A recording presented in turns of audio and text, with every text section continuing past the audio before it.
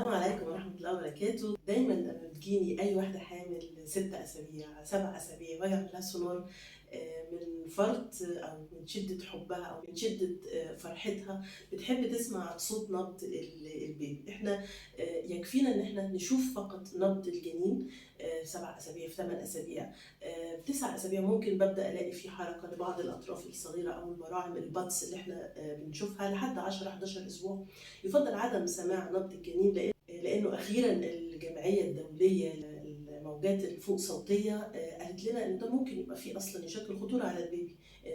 حجم الإشعاع اللي أنا أقدر إن أنا أسمع بيه صوت البيبي، فكفاية قوي عليا إن أنا أشوف النبض وننبسط بإن إحنا نشوف النبض بتاع الجنين، وإن شاء الله بعد كده نبقى نسمع براحتنا النبض بتاع الجنين. أتمنى الصحة والعافية للجميع، والسلام عليكم ورحمة الله وبركاته.